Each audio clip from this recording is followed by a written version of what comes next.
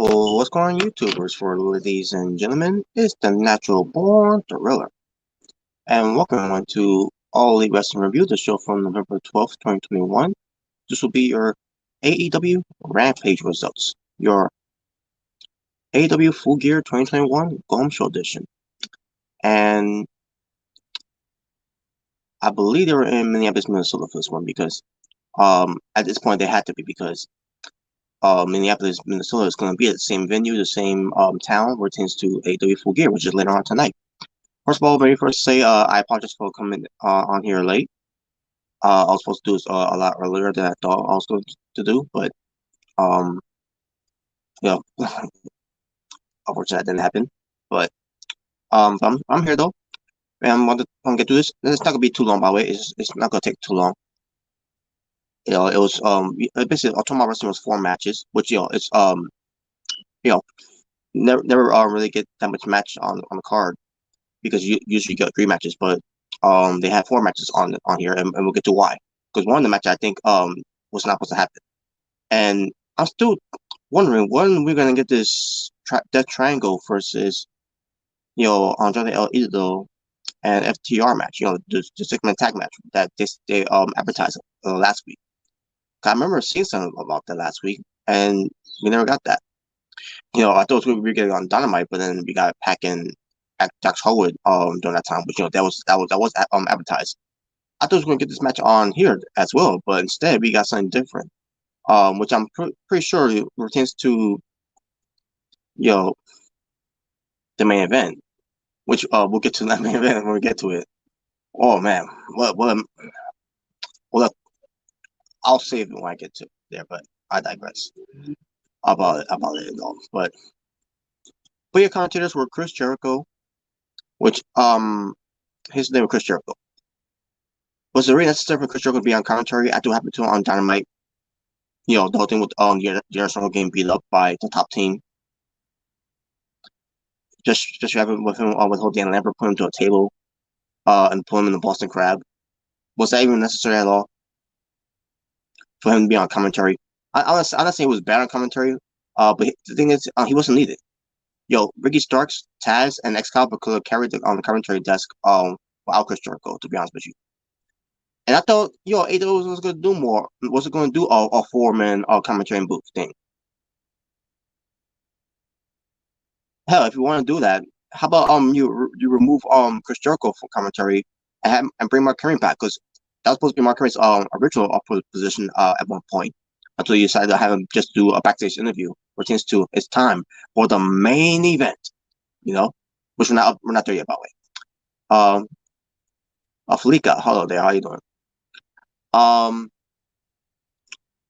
Thanks for watching. But yeah, let's get to this, folks. Because I'm not gonna waste too much time.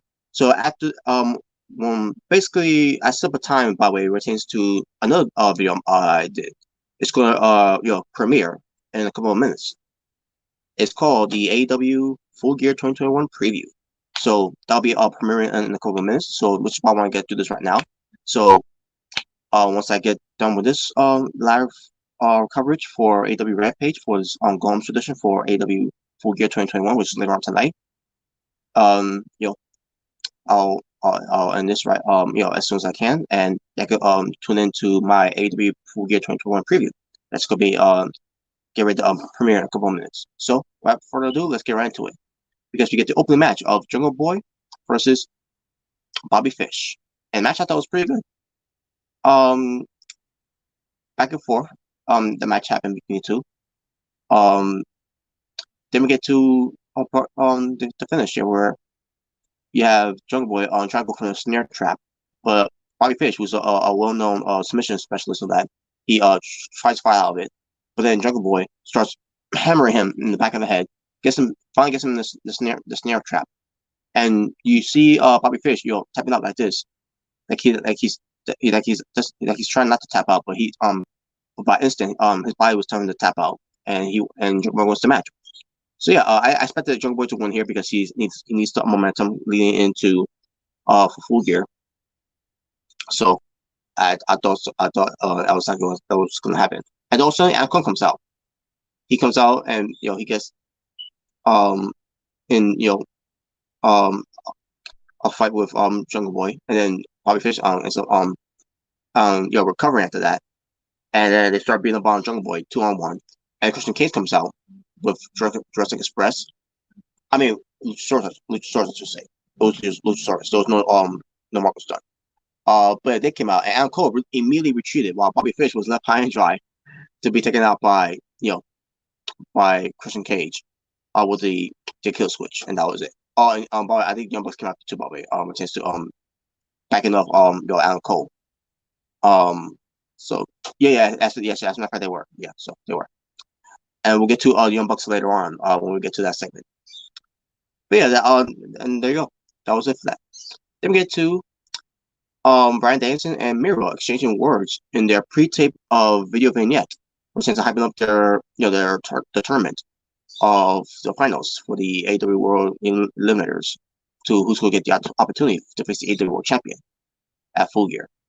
From obviously we're just to Bryan Danielson and Miro, whoever wins that match at Full Gear will get opportunity in the future against whoever may be the champion at the end of the night of Full Gear between Omega and the Hangman. So there you go. And that's good. They're having the video once again pertains to Bryan Danielson and Miro because it's about the tournament, and it's a really big deal that they promoted that too.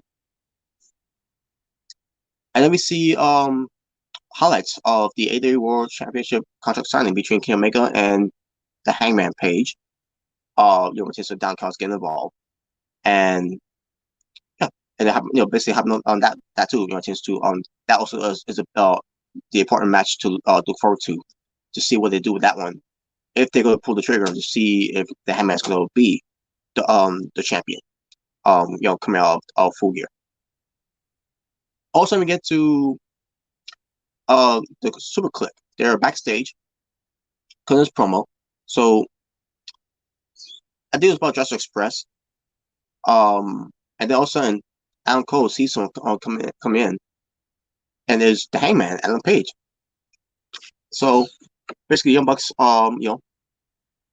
basically Page first of all said that he wants to talk to Young Bucks alone, and Adam Cole's like, anything you have to say about the Young Bucks? You said for me, whatever, right?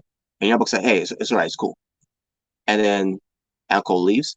So Hangman basically talks to Young Bucks saying that he, and now it's gonna be a lot more talk about that when we get to the preview for my Full Gear predictions. And basically, it's gonna be about the whole thing of their history.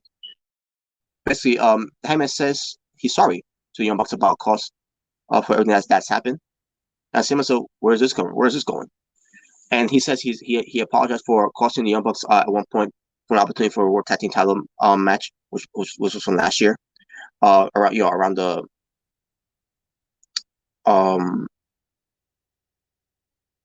it was around that time in the summer, where the Young Bucks was supposed to get an opportunity for a title shot, but then they lost the match because Hangman got involved. Because holding with FTR, so it was during the holding all the for All Out, and basically saying he got he deserved when he lost to Kenny Omega when Young Bucks cost him the opportunity for a world title shot back in retention back from this past summer, the whole build up for All Out. So basically it was like from a year ago what happened what Hangman did to Young Bucks, and then a year later what the Young Bucks did to the Hangman for this year. So basically Hangman says that we're even, and he basically warns Young Bucks that if he gets involved in the of his match with Omega, he will ruin them. He's warning them that he's gonna ruin the Young Bucks.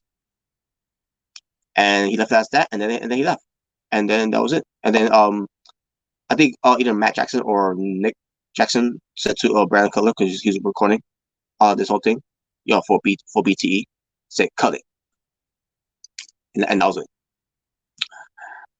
So there you go. So we'll see what happens. If Young Bucks is going it's going to heed his warning, and all. So then we get to Jay Cargill with Mark Sterling versus Santana Garrett. So yeah, Santana Garrett is now wrestling on AEW television now. Before she was wrestling on the buy-in a couple weeks ago on Rampage. The Rampage buy-in. The one that was doing the whole thing with AEW Rampage was competing against SmackDown because SmackDown was doing the whole thing where they're extending their time for the show to be longer. You know, and, basically to cut over what WWE was doing there and all. So that's that whole thing. So whatever. So yeah, so Santana Garrett in the ring with Jay Cargill, and she stand no chance against Jay Cargill because Jay Cargill was basically was dominant in this match, and she was. Not saying that Santana Garrett got squashed. She still had some shots in on Jay Cargill, but at the end of the day, it didn't face her at all. Which is that's supposed to be her that's supposed to be Jay Cargill's character and all that. But then again, look who's at ringside compared to to Santana Garrett there, which is the size. Red Velvet. Red Velvet was in the crowd, for real seat where it tends to watch this match because Jay Cargill is going to be facing her, Red Velvet in the quarterfinals of the tournament to crown the first ever TBS champion, for the women's. So Jay Cargill, by the way, speaking of Jay Cargill, this is Jay Cargill's 1 year anniversary after signing with AEW. So Smart Mark Sterling had a birthday cake. I mean, not birthday cake, an anniversary cake, I should say, for Jay Cargill, which was at ringside, sitting at ringside. So that was basically for Jay Cargill for later after she beats Santana Garrett, which she did. So during this match, so yes, Jay Cargill, took care of Santana Garrett and all that. Santana Garrett basically stand no chance against her, which again, when you see the side difference and the difference between Santana Garrett and Red Velvet.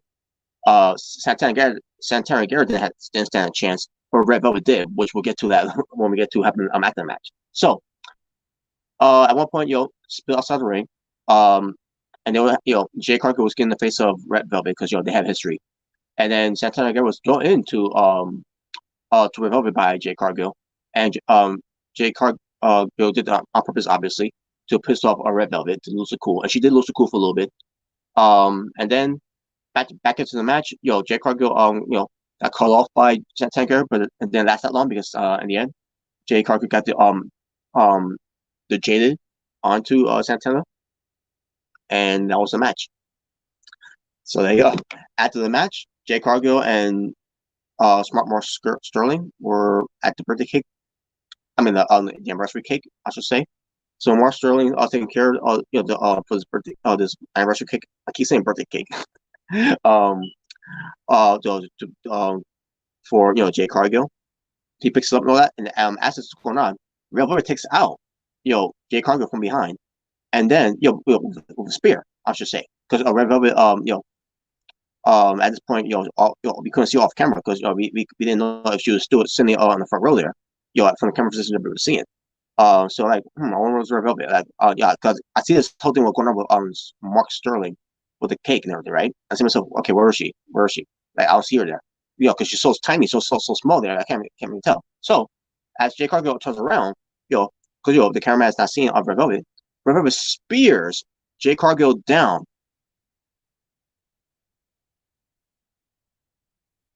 Let that sink in. Oh, but she just had a match and everything. At this point, her energy is is lower down. Well, we'll get to what happened after what happened here. So Red Velvet is right behind Mark Sterling. Mark Sterling turns around, has no idea what's going on. Then he sees, oh, you gotta be kidding me. And then Red Velvet smashes the kick in his face. And that was well done. Unlike the whole thing what happened with before last year. Was it last year or was it someone from later on this like earlier this year? I don't know. To be honest with you, I don't care. But the point is that was a better cake on the face than the weapon before. And I think Dr. Luthorman had one too, by the way, which is earlier this year, which is to -1's birthday, Burley Jr.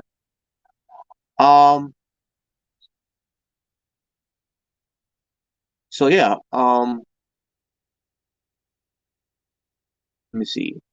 Oh yeah, so after the birthday cake thing, also Jay Cargill goes after Red of it and they start fighting.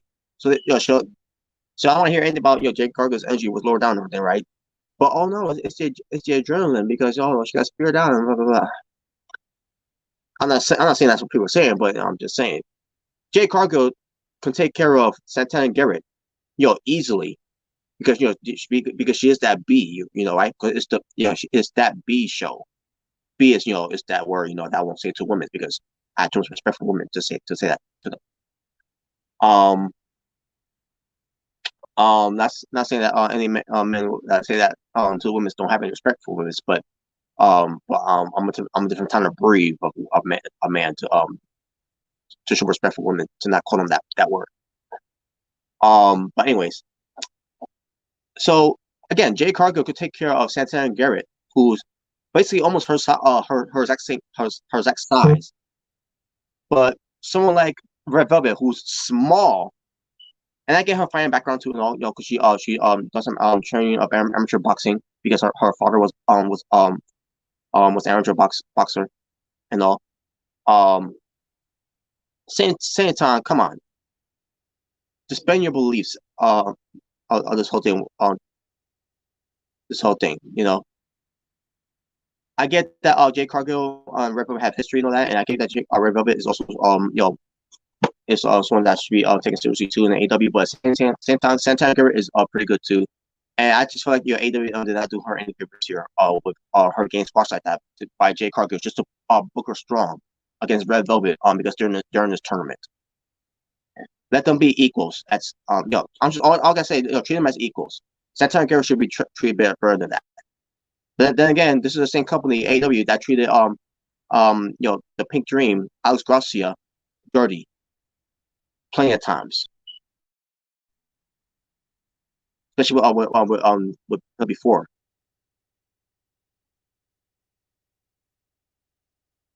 But basically they were fighting, Jay Cargill and Red Velvet. They were basically fighting each other, and it was a pull apart and all that, and that was it. There you go. CM Punk and Eddie Kingston returns to their pre-tape video vignette to build up their match, and it's a very personal rivalry too. After all the stories have been leaking out right now on dirt sheets and everything about everything that AK says about CM Punk, which is that promo they did a week ago was true, and yeah, that makes me want to watch the match even more, and to see these two guys have at it, and for the feud to extend too afterwards. So also I'm gonna get to the next match, which we see the debut of former WWE superstar, former 205 Live star in Ariel Daivari, the brother of Sean Daivari, which I'm assuming Sean Daivari is working again for WWE again since he was first furlough because he was working a while a little bit for Impact Wrestling as an agent and as a performer as well. I think he's not back in the WWE right now. I could be wrong, but I digress. Um, but basically, this why he was there because it's his hometown of Minneapolis, Minnesota, and he gets faced another guy who's also is from Minneapolis, Minnesota, and Dante Martin. So we get Ari Daivari versus Dante Martin, two hometown heroes clashing with one another because the crowds were chanting for Ari Daivari in this match. Even though he's supposed to be a heel, pertains to his persona and everything, right? And Dante Martin, I guess he's groomed to be a heel until but then also I noticed that there was no real rush there, and it pertains to Dante Martin, which I didn't get to mention this by the way, folks. Pertains to Dante Martin, back in Dynamite, he showed a mean streak. Pertains to his this demeanor where the teasing that he's gonna eventually turn heel. Along obviously Leo Rush is a heel though, but Dr. Martin, to complete this whole thing with Leo Rush and Dr. Martin being a tag team, Dr. Martin needs to be a heel. So so I thought that was gonna be the whole point of this whole thing with Dr. Martin sign along with Leo Rush. Until I see that there's no Leo Rush on the show here. And the reason why he's not on the show is because for those who don't know, a real life situation, Leo Rush recently lost his grandmother this year. I mean not this year. Well, obviously this year, but I'm talking about this week. So yes, Leo Rush basically tweeted the following that he unfortunately lost his grandmother. Because his grandmother has always been supportive of him, watching him doing what he does in wrestling, and she wanted to see his grandson in Leo Rush to wrestle on TV again. But unfortunately, I got the chance, because this past Wednesday was his return match, and fortunately she couldn't be there. But he said something about he in spirit that she is watching him, and so then basically AW had him taking time off because the grief and to mourn the death of his grandmother along with the other families to mourn the death of the family. And I can relate to, by the way, I lost my grandmother. I lost my grandmother in 2011. So in a way, I can relate to Leo Rush, all he's going through right now. So my condolences goes out to Leo Rush and to the family of their loss. So sorry for their loss. Rest in peace to Leo Rush's grandmother.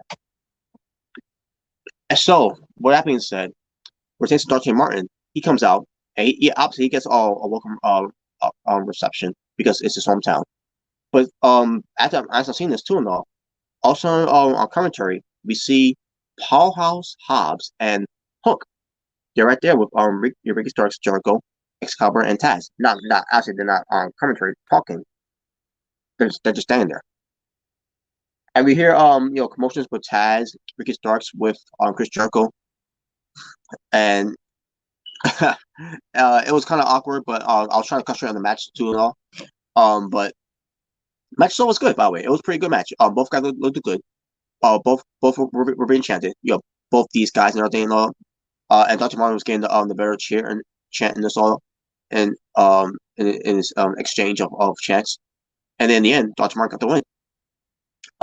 After the match, basically now we know why Ricky Starks and basically Taz had to say Powerhouse Hobbs and Hook there because they see that Dr. Martin is getting this attention in AEW, which tends to gain this push and gain this momentum on his side, where he's he's grasping a lot of the viewers' attention or the audience's attention, where he's pretty damn good. Where to a point that Team Taz wants to give him a contract to be a part of Team Taz. So Ricky Starks is on the microphone, basically let him know, because Powerhouse Hobbs and Hook is in the ring to confront Dante Martin to give him a contract, to think about this, and the crowds are behind, Dr. Martin saying don't sign it, right? And Dr. Martin's thinking, I said, it's, think about it, man, and all right, and Dr. Martin's going to think about this, long and hard. So maybe there is a point where he is still going to turn heel, but by looks of it, look he's going to stick up to being a babyface. I don't see him being a heel at this point right now.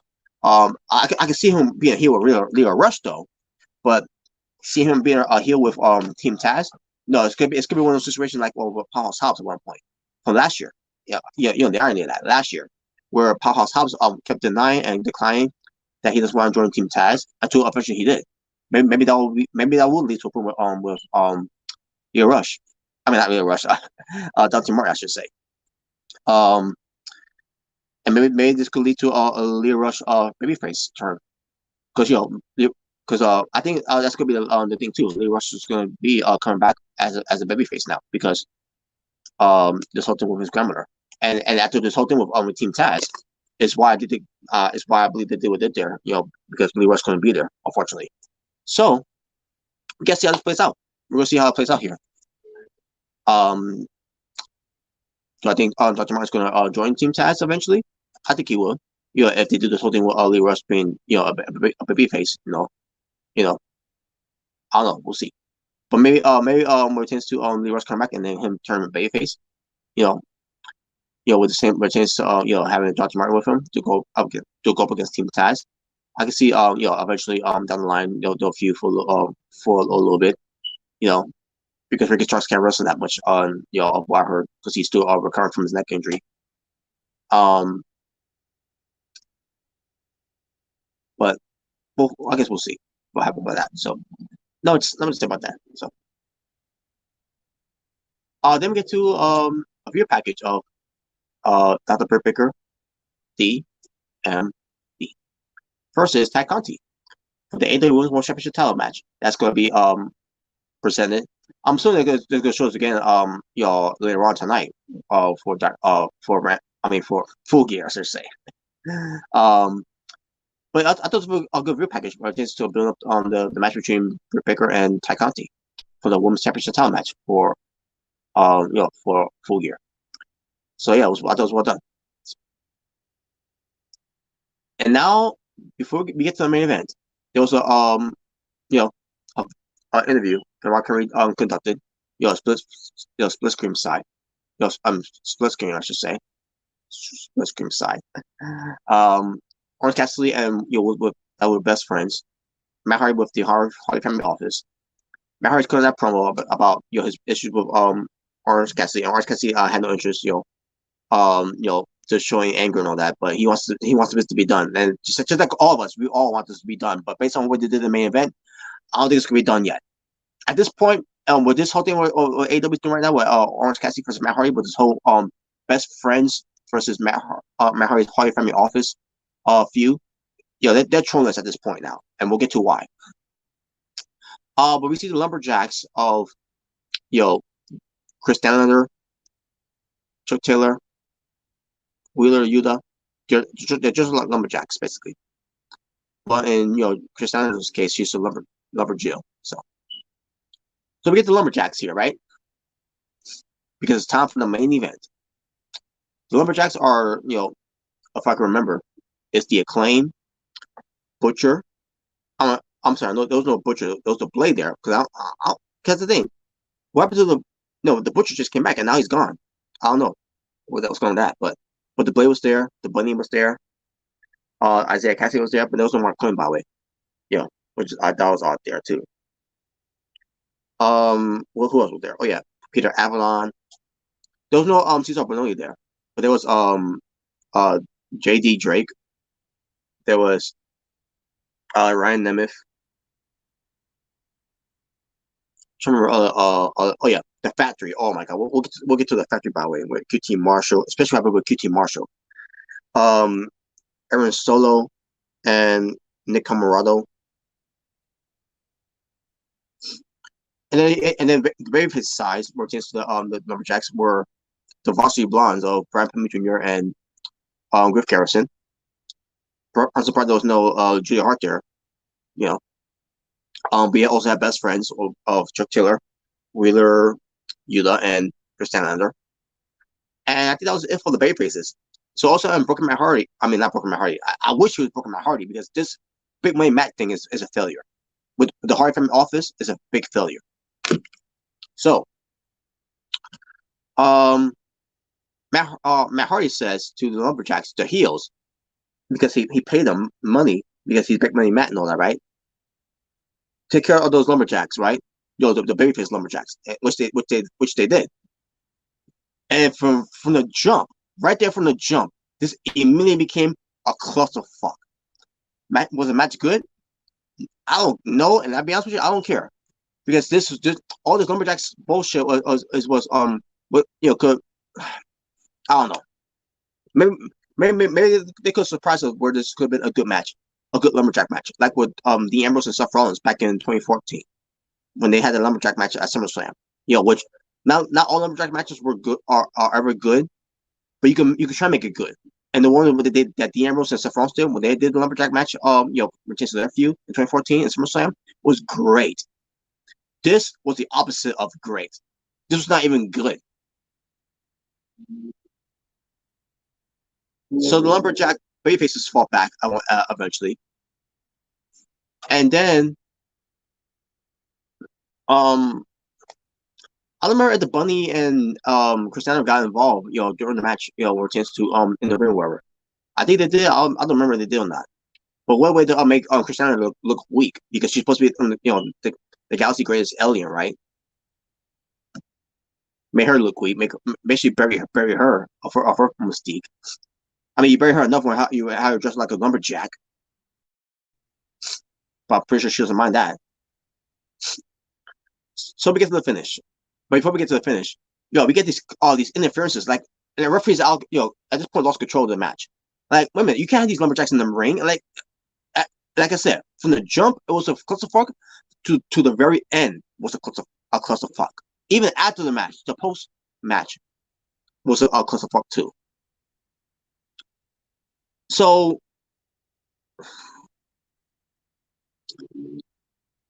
the factory, it's been a big fail because, let's be honest, AEW failed the factory. I think ever since Anthony Gogo, went away from injury or maybe visa issue, whatever it is, I don't know. I just don't know. But it's bad enough that you have QT Marshall, his faction game, the burial treatment for whatever reason you decide to do it, especially with QT Marshall. But then Orange Cassidy go for his orange punch after his beach break onto Matt Hardy. And then you got some lumberjacks getting a taste of that the orange punch. And QT Marshall ends up being one of them. You might as well have Riho beat QT Marshall at this point. I mean, nothing against Riho because I love Riho, by the way. I'm a fan of Riho. But you might as well have Riho beat on QT Marshall at this point. In fact, had Marco Stunt beat him, of all people, to beat QT Marshall at this point while you're at it. You already buried the guy 6 feet under already.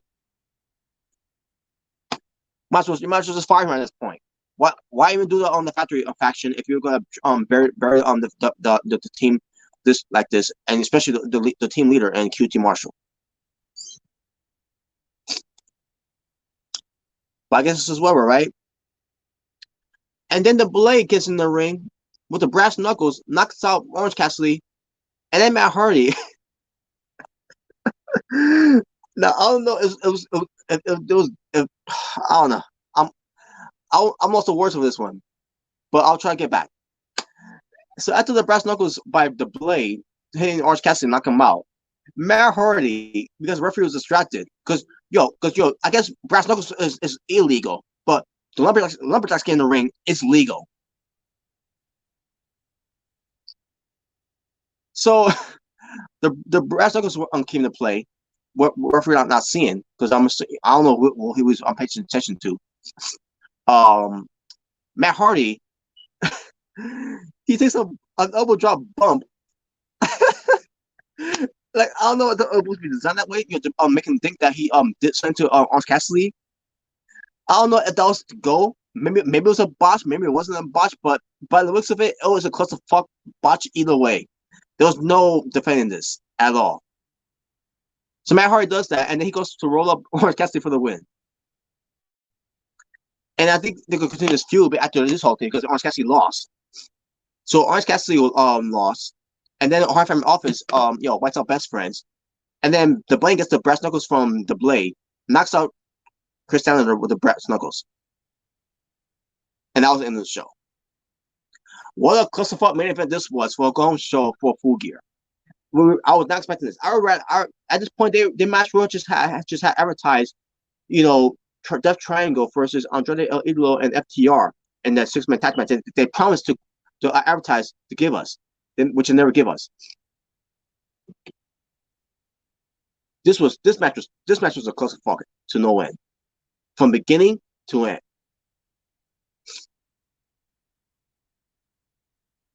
Oh, by the way, the Gun Club was there too, by the way, as Lumberjack as well. We might try to pull White there, by the way, at this point, to be Lumberjack as well. Like, seriously. Nick 92, hello. So there you go, folks. That's the end of that review. Like I said, Tomo wrestling with 4 matches. And that'll do for your Go Home Show edition for AEW Rampage, which pertains to AEW Full Gear's Go Home Show edition. So my overall rating for the show, I gotta go with 7 out of 10. The show could have been good, but the main event match was not good at all. It was a clusterfuck of a main event, and the feud's not gonna be over. Even though we hate this feud, we don't want this feud to keep continuing. We want this feud to be deleted. Just like we want Broken Matt Hardy to return and for Big Matt to be deleted, and want this whole Hardy Family office to be deleted too. Jeez, man. No, they're not going to end this. At this point, AEW is trolling us with this bullshit. This whole bullshit feud that Best Friends versus Hardy Family office is going through right now. This is terrible. It's not doing anything for Private Party. It's not doing anything for the Blade. It's definitely doing anything for the Bunny.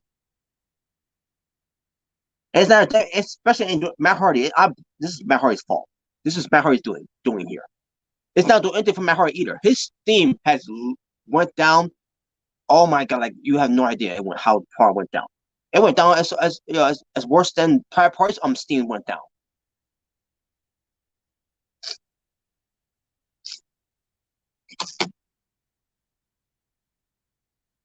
I don't know. I went too long with this, folks. I apologize.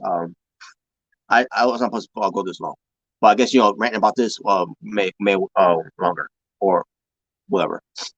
But that's it, folks. And yes, I look forward to full gear later on tonight. Who is it, by the way? Oh yeah, I know who isn't. WWE fanboys, WWE bubble dwellers, WWE defenders. They're not gonna be excited for this. They're not excited for tonight because they know deep down in their hearts, somewhere deep down in their hearts, somewhere around there, they know that tonight's full gear pay-per-view is gonna blow away any pay-per-views that WWE has done. And that's a fact. But that's all I gotta say, folks. So I'm gonna get out here now. Watch my preview, which is happening right now. So I'm gonna end right now. So thank you for watching.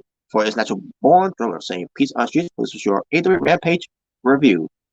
For this All Elite Wrestling review, I should say, for the AEW Rampage results from November 12th, 2021. For this Home Show edition for AEW Full Gear, which is later on tonight. So I'm gonna end here for now. So y'all take care, ta, and I'll see y'all later on when I do the live reactions for Mr. Ricky J's coverage for AEW Full Gear, I should say.